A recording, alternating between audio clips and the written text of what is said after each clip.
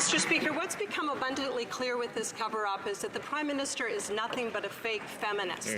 This all started when the good old boys at SNC-Lavalin got caught bribing and spending money on prostitutes, and then the Prime Minister and his good old boys said to them, "Don't worry, we'll take care of it." But then a woman, the former Attorney General, said no to the good old boys, and she was promptly fired and silenced. Why is the Prime Minister silencing women of principle while covering up for the actions of his corrupt friends? Honourable Prime Minister. Mr. Speaker, we will not be lectured by the Conservatives about women's role in our society. We have, from the very get-go, invested in promoting women, and we have defended women's reproductive rights unequivocally. We will continue to work defending women, investing in equality, for pay equity. This is a priority to us, and they are still in favor of abortion. We know that defending women's rights is what we will always do.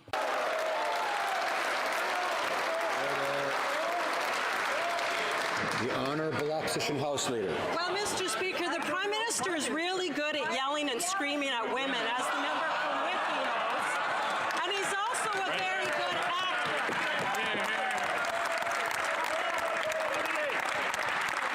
But, Mr. Speaker, he's a fake feminist. We know that after the principled resignation of the former president of the Treasury Board, another good old boy, the Minister of Finance, said she just quit because she was good friends with the former Attorney General. And that's just what girls do. Mr. Speaker, why is the Prime Minister and his friends thinking it's so much easier to silence women? And, Mr. Speaker, they were yelling through most...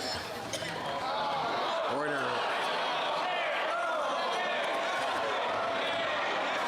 Order. I would, of course, order. Order. Members will know that members have 35 seconds to ask a question and the same to answer it. Members know that there's too much talk during the House, particularly during answers. Occasionally there is a bit during questions, but there shouldn't be either. Neither should occur. Members should show respect for the rules and institutions and traditions of this place on both sides. So I appreciate very much the honourable member's interest in the question of decorum. The Right Honourable Prime Minister. Mr. Speaker, the Conservative Party is lecturing us about women's rights, and I find it very rich. This is the party that still wants to challenge a woman's right to choose an abortion if that's what she so chooses. And this is backward thinking. We will always defend women's rights. We will always invest in women's equality, not just because it's the right thing to do, but because it's the intelligent thing to do. We are going to build a stronger economy with women, not by sticking them in a corner. Honourable Opposition House Leader, order. There's a corner. Mr. Speaker, we know that the Prime Minister likes to just say that women have experienced interactions with him differently. Boy, where have we heard that one before?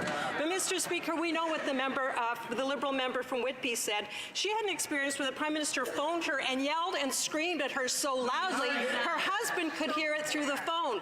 Why is it that he can't see when he silences women, when he yells and screams at them, when he says that their experiences are just different perspectives? He is demeaning all women and showing what a fake feminist he is.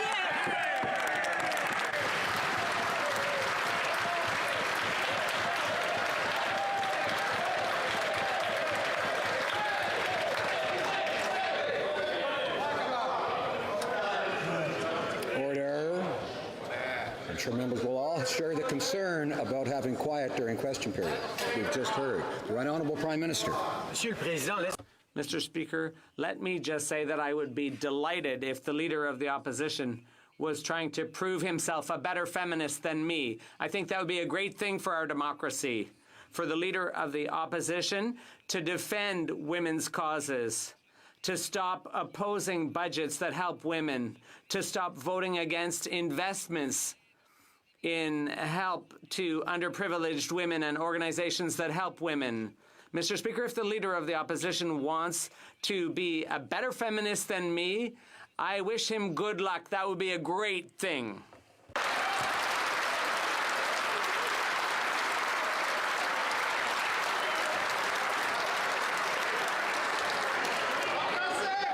Order.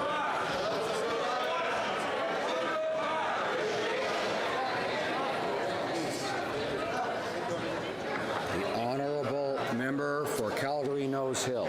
Here's the problem for the Prime Minister. He asked for strong women, and this is what they look like. Women who won't sacrifice their principles to cover up his corruption scandals. Women who stand up every day and refuse to back down against his abuse of our judiciary, of parliamentary committees, and more importantly, the use of the term feminist. Fake.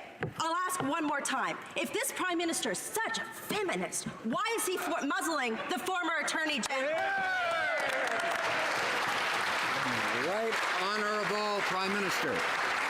Speaker, I am Monsieur le Président, Mr. Speaker, I'm proud to have women who are strong and outstanding, not just in cabinet, but within our caucus.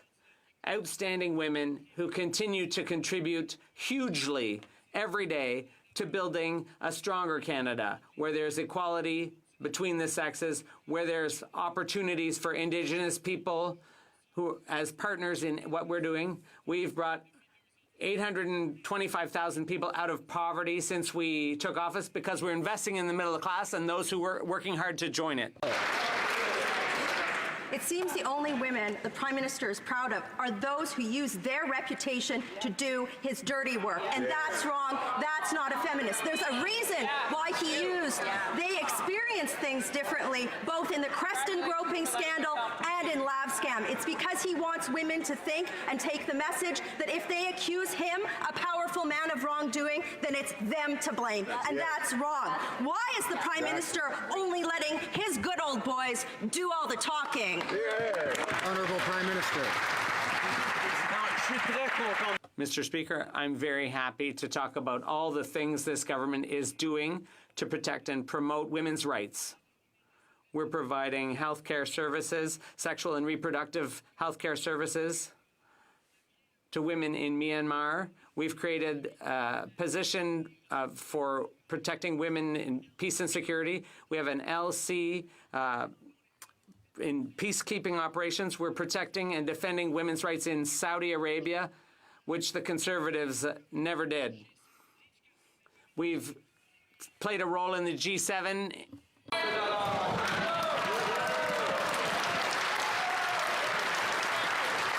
The honourable member for Calgary Nose Hill.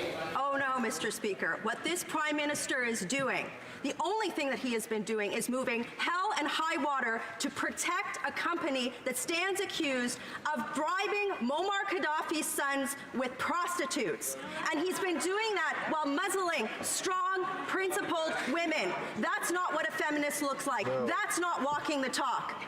Every day that he refuses to allow the Attorney General to testify and tell her story is another day he's a fake feminist. Why has he got her on a muzzle? Right Honourable Prime Minister.